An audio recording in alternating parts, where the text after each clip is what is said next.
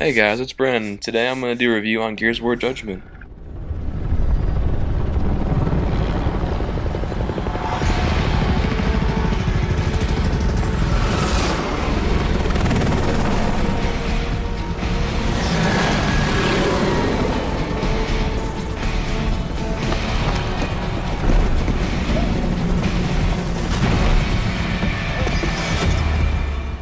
Alright, so I'm going to be starting with the story right now. So you follow Baird, and he was a side character in the other Gears games along with Cole. And both of them are making a return in this game.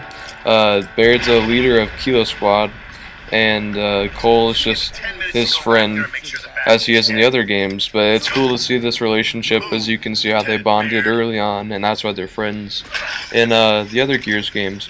The two new characters, Sophie and Paddock, Sophie is a Onyx Guard cadet, and Paddock is a UIR soldier, which fought the COG in the Pendulum Wars, if you're a nerd about Gears of War history and all that stuff, all that lore. But anyways, it caused interesting chemistry of characters. But as you just saw, Loomis interrogates each person.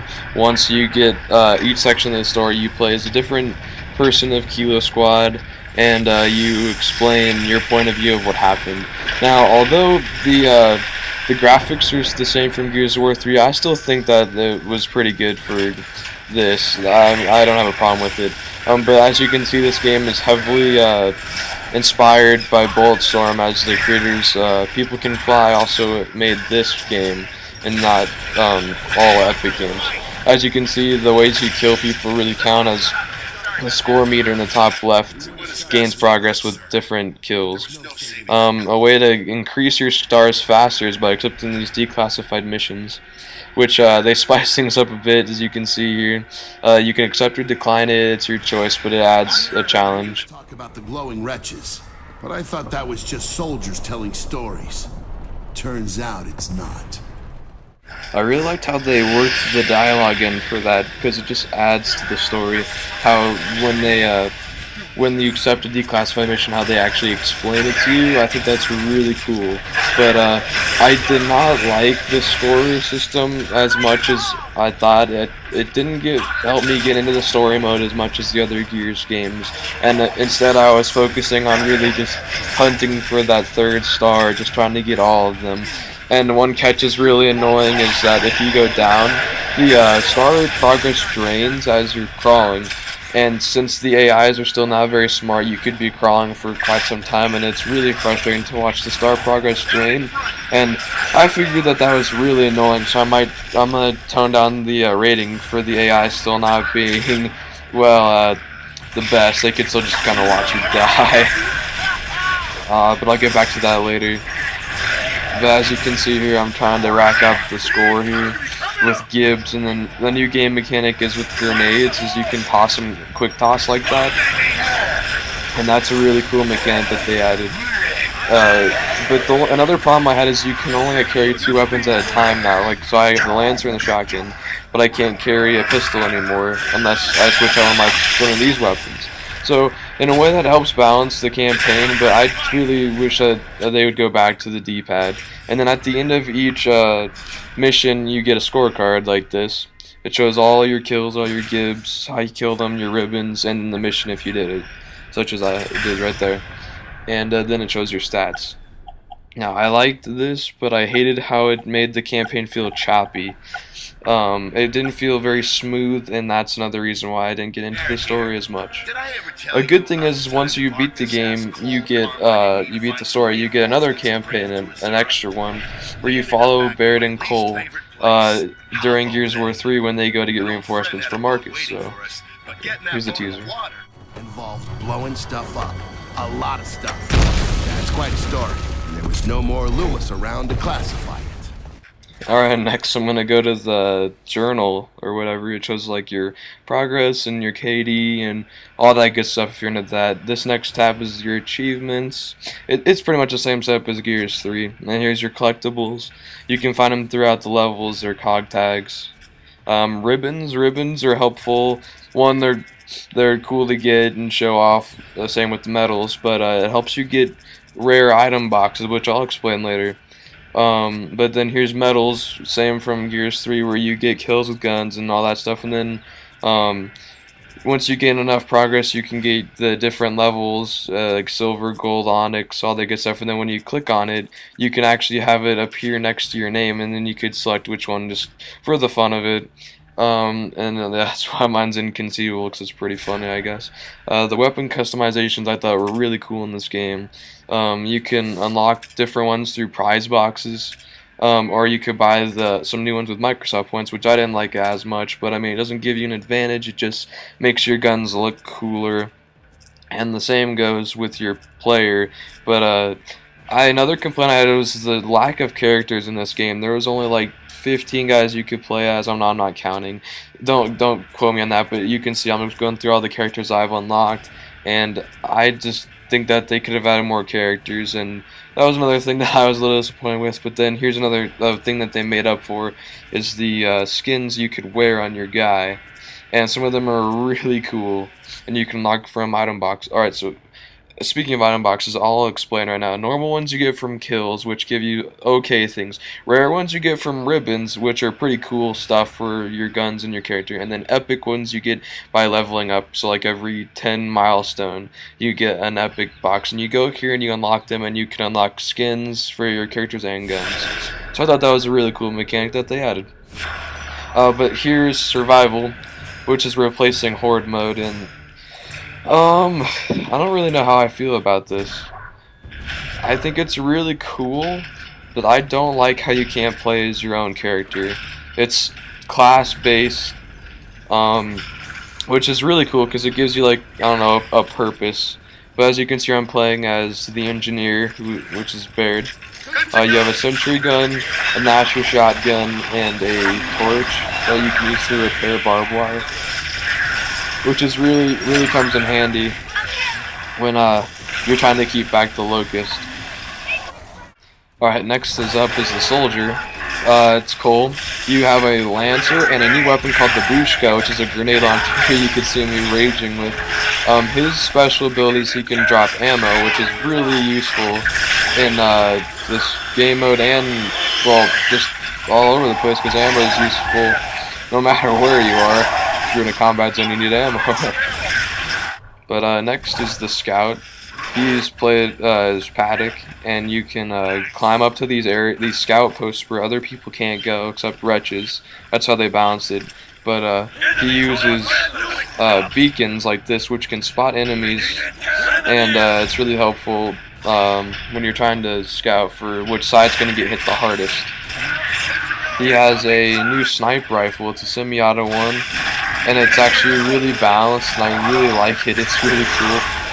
You can see me here kind of raging with it a little bit, but it's really cool. But as you can see here, we're getting kind of raged on just wanting to say that I was playing a private match with AIs, so I'm usually not this bad. I know you'll probably be like, yeah, you are, but it doesn't matter. But anyways, we got kind of raged on because it was just me and some bots. Last but not least, we'll cover Sophie, or the medic. She has a double-barrel shotgun and a lancer, and her special ability is stim gas. And the stim gas can help heal and revive teammates that go down, and this is a new way of balancing it, where if you go down as a cog in this game mode, you can't revive for unless you have for stim gas. So you'll be able to see an example of that soon here. So right there, Sophie is down. You can see that skull emblem, and so I throw the stim gas and I get her up, and I also heal her. So that's a cool mechanic that helps to balance out the game a little bit better. Alright, so now we're going on to Overrun, which is a new multiplayer game mode. It plays kind of like Beast Mode versus Survival. So as you can see, I chose my Locust here. I'm playing as a Cantus. Doesn't really matter what you play as, but as you can see, I'm killing all the guys. That's my special ability. I'm not going to cover every single Locust class because there's a bunch, but there's 2 tiers, and as you play the game longer, it resets every game, but like once you get points at the top left there, you unlock the next tier, which has bigger and badder Locusts that can help to smash through the defenses easier. And so it creates this attack and defend mechanic, which I really thought it was a really cool game mode. And it's like my most favorite game mode, and I just keep playing it over and over again. But I also want to explain how this isn't the only map I'm just showing. It's called Skyline, but there's multiple other maps, so I'm just showcasing this one. So this is a Grenadier here. He's a little overpowered, which I had a little bit of problems with, but that's why I usually play as him, because I rage. As you can see, I'm just quick throwing grenades and kind of raging. They're not very good at taking out defenses and such, but more of taking out infantry. But the score system in this is combat and support, and so combat is for getting kills, and support is dealing damage to like barriers and the E-hole if you're in the Locust, and then support as the cog would be helping your teammates and doing damage. But as you can see there, you keep pushing them back and back, farther and farther, as you progress. And then the Locusts, of course, just push, and then the cog have to keep holding them back, and whichever team can hold off the longest or prevent the Locusts from destroying the generator entirely, win.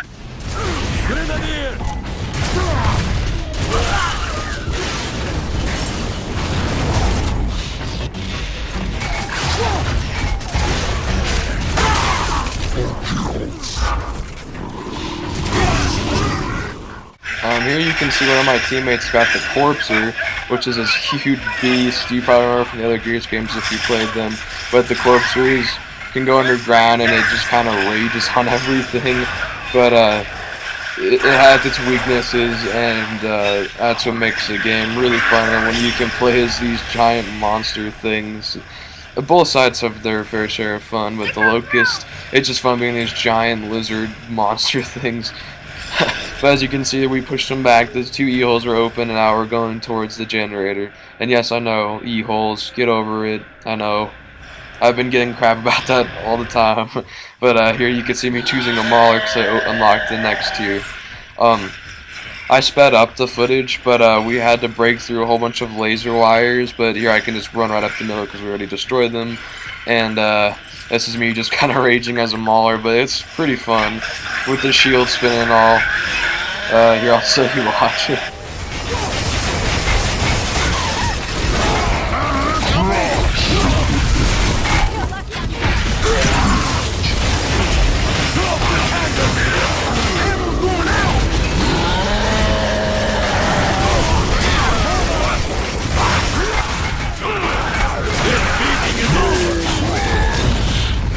This will give us extra eyes!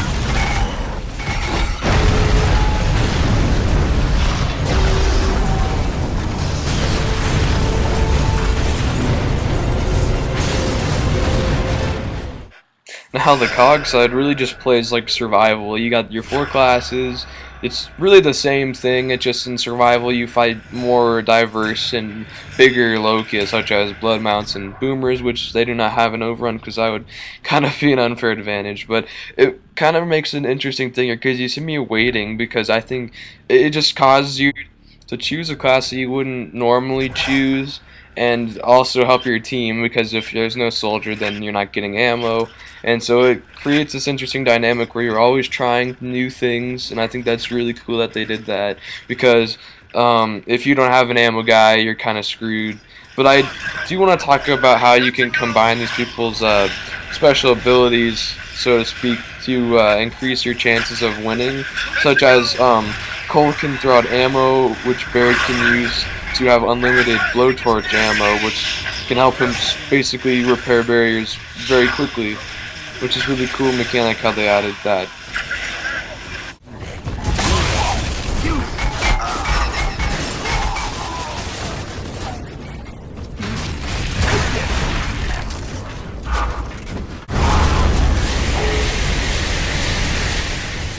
But for the sake of time, I'll just move on to player versus player, where it's just COG, not Overrun.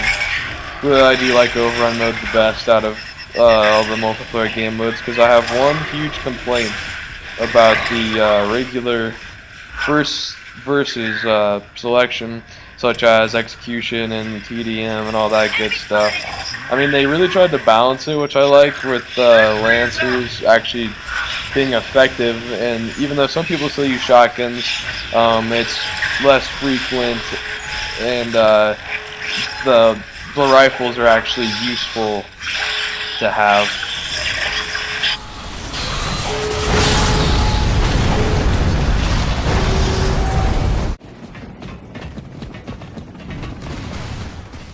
So I decided to jump into a team deathmatch game just so you can check it out. So my first complaint really begins with, why the heck are there no locusts? There's two teams of COD killing each other, red and blue, but there's no locusts. The only time you could play as a locust is in Overrun, and I thought that was really dumb, but I can live with it. I mean, I like playing as the Onyx Scar, which you have to have the VIP pass to get, if you're wondering, but I guess I like being the COG more.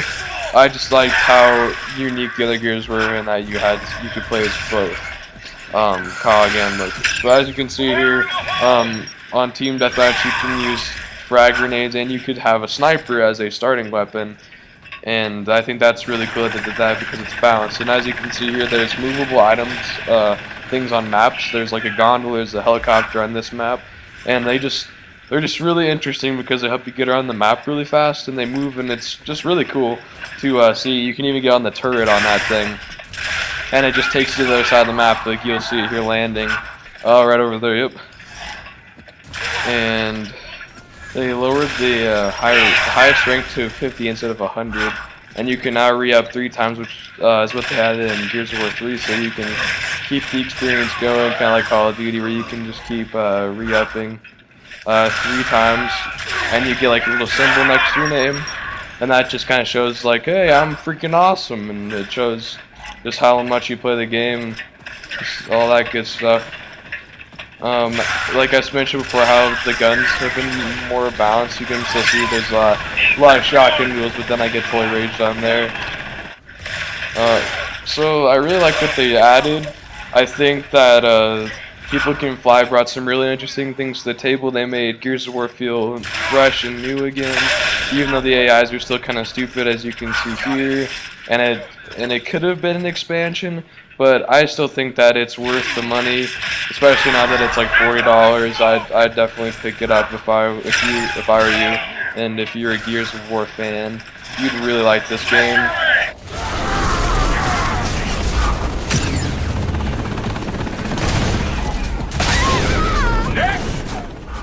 So all in all, the campaign's good.